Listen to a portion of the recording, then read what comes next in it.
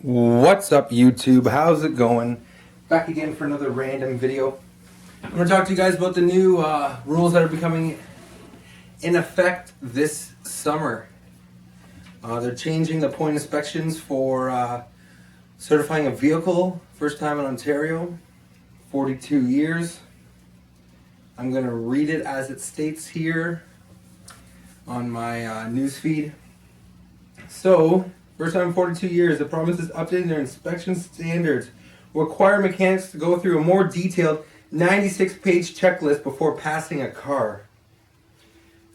So obviously the price of used vehicles are going to go up because they got to be more picky. So if it's got a smoke coming out the muffler, that could be a blown head gasket. Well, car's no good. It would cost too much to fix the gasket, and it wouldn't be worth, say, a $5,000 car. So you're probably looking at about nothing for it. The province is updating their inspection this July. It's a huge change. Alan Gelman said, co-owner of Glen Ann Motors, the cost is going to change. The time factor is going to change. The price of used cars is going to change. The new requirements come into effect July 1st, 2016. For example, under the current requirements, in order for a vehicle to pass the engine, just had to have, to be able to get the car up to 60 kilometers an hour. Come July, a whole host of items will need to be checked. So you're talking about an oil leak, which apparently, as far as the new regulation, it wouldn't pass. Gelman said, admitting a fail would result in costly repairs and would probably end up being more than the car's worth. So they got to get really picky now. Really picky. Ontario wants to have the safest cars on the world, on the road in the world. There. Okay, so Stephen Del Ducan, Ministry of Transportation, said some of the biggest changes involve checks on parts of the vehicle that don't exist in the 1970s, like airbags, powertrain, and anti-lock brakes. Hence why you don't need that to certify a vehicle now, because back then, you want to get a 1969 Mustang certified right now? Well, it didn't have airbags maybe. Well, now they want you to have airbags in the car. And yes, you can still have a car certified right now without airbags, due to this rule. I did not know that. It was time for a refresh. Del Ducan said it was time for an update, but ultimately we want to have the safest vehicles certified on our own roads. Yay, the Liberal government. Other notable changes include cracks in the vehicle's windshield. Any cracks larger than 50 millimeters in an area covered by the wipers will result in a fail. Under the current regulations, no minimum lengths are mentioned, and the crack couldn't be in the driver's immediate field of view. So you can still get a car certified now, as long as the crack is out of the view of the driver. Soon that's all changing to any kind of cracks, even if it's under the windshield wipers. Holy fuck. Any warning light activated on the dash would result in a vehicle failing. So, disconnect your battery post, bring it in. No. Gelman estimates an additional 25% of cars will fail as a result of the new standards. However, industry experts say in order to prevent consumers, the province needs to go even further with the regulation overhaul. George Inney, director of Automobile Protection Association, says he'd like to see more transparency in the inspection process. The issue with safety standards and certifications in Ontario is not that it is out of date, it's that the model is broken, Inney says. There isn't enough oversight of shops or techs that will pass vehicles that should never pass. So a lot of people quickly do checklists, blah, blah, blah. I owned a vehicle that got certified with no heat, believe it or not. If I can find that mechanic. Ho, ho, ho, motherfucker. Safety standards inspections are required when registering a rebuilt vehicle, transferring a used vehicle to a new owner, registering a vehicle coming in from another province, or changing the status of a vehicle from unfit to fit. Wow. So here we go. Here are some of the major changes. Powertrain, new requirements have been added to the powertrain system, including accelerator, pedal, throttle, actuator, exhaust system, drive shaft, differential, clutch pedal, engine and transmission mounts, gear shifter, selector and position indicator, drive belt, pulley, electric and hybrid electric powertrain, gasoline and diesel fuel systems, and compressed natural gas and propane fuel systems. Suspension, there there are new ride height, bushings, and shock strut requirements. There are also new requirements for air suspension components and suspension system travel. Brakes, there are new requirements to measure and record that dimension of brake components, including drum, rotor, and brake lining. So thickness, obviously, before it could only be so thin. Now it's probably even stricter. There's a better distinction between various types of brake systems. The criteria are now more closely aligned with the specific requirements for each of the various system types. Example, vacuum assist, hydraulic assist, air assist. Wow. There are new requirements for anti-lock brake system, ABS.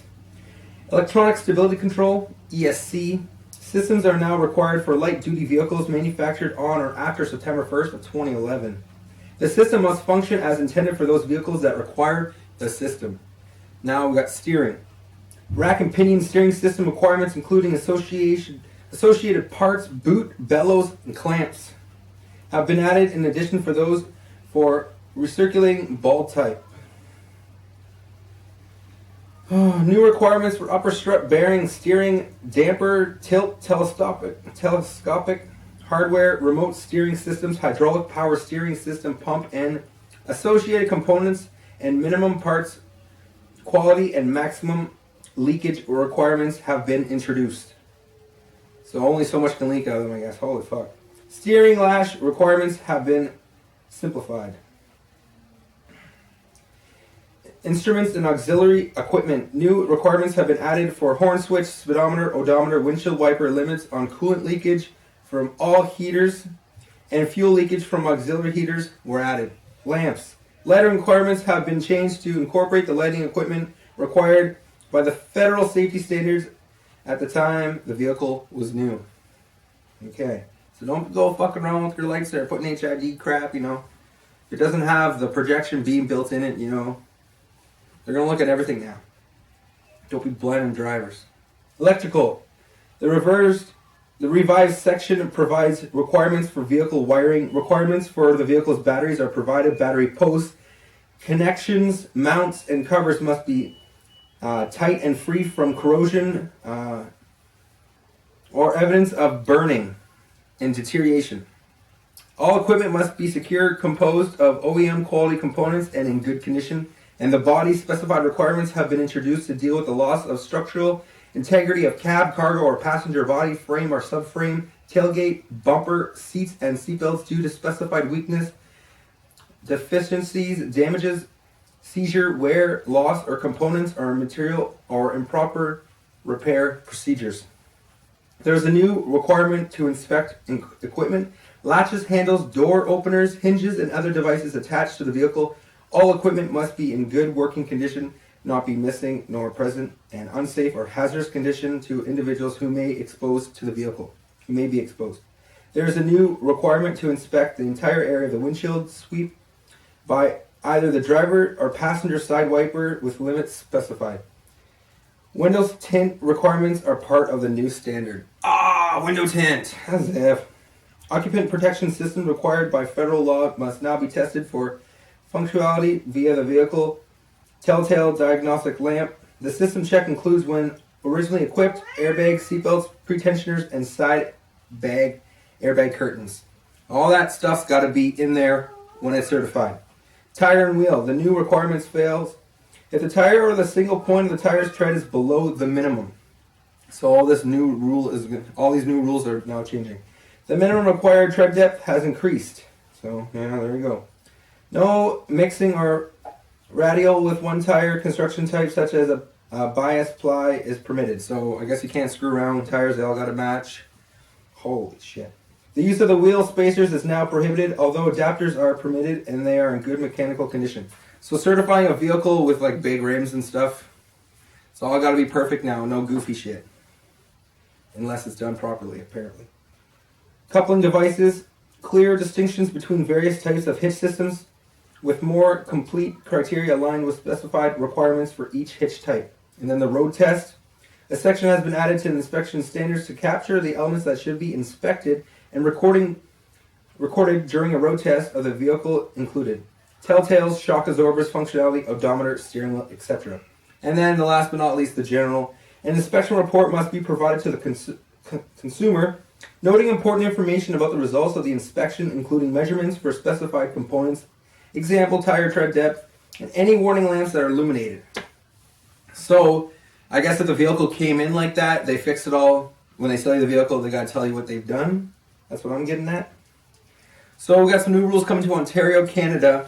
Buckle up, guys. So, you might want to either get a new vehicle in, because after 7 years, they check all this stuff. So, they're getting strict over here, and if you pay attention to all that, you're a mechanic watching this. I screwed everything up, sorry. But go over that, check it out online. New rules coming July 1st of 2016. Have fun selling your vehicle. So my vehicle just depreciated anyway, because after 10 years it's hard to lease a vehicle anyway, and you got to buy them outright. So to get it certified on top of that, dealerships aren't going to want to deal with that crap. They're just going to auction it off and someone else can have it. So who knows what they're going to do. Unreal crazy shit. Thanks for watching. Stay tuned for more random videos, and I'll catch you guys later. Peace.